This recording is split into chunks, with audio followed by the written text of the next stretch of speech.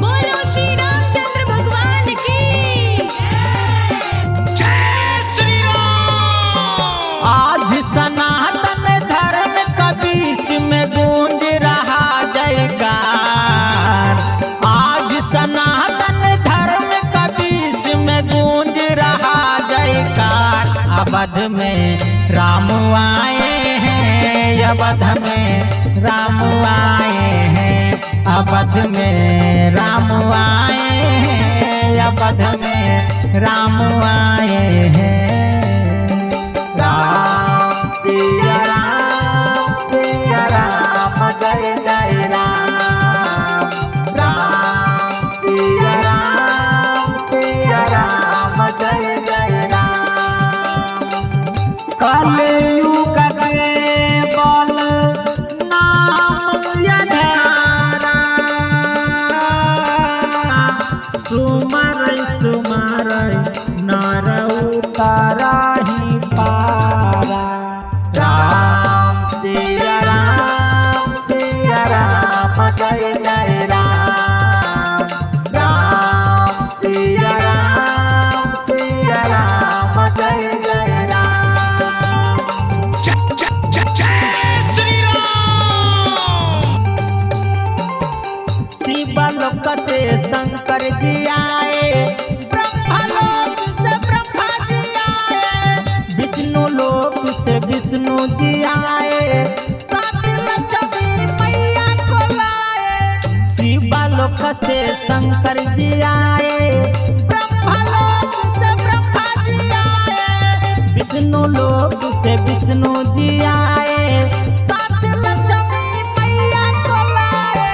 राम नाम के धुन में झूम उठा है हिंदुस्तान। राम नाम के धुन में झूम उठा है हिंदुस्तान। अवध में राम आए हैं, अवध में राम आए हैं, अवध में राम आए हैं, अवध में राम आए हैं।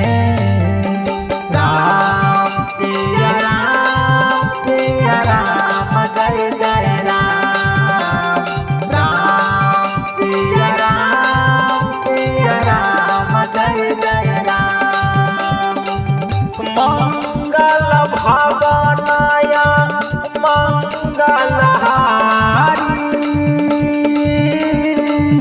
द्रवहु सुदस रथया जरा बिहारी।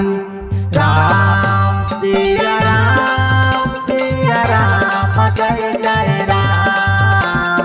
राम सिया राम जय जय राम।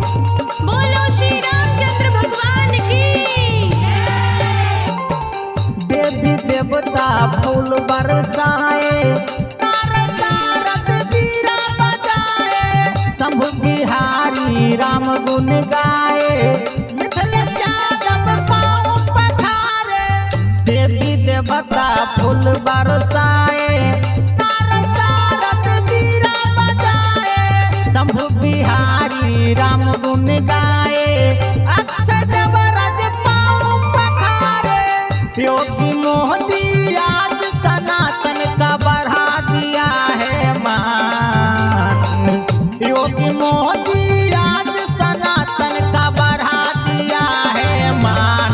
अवध में राम आए हैं, अवध में राम आए हैं, अवध में राम आए हैं, अवध में राम आए हैं। presented by Colors Recording Studio, Chewala.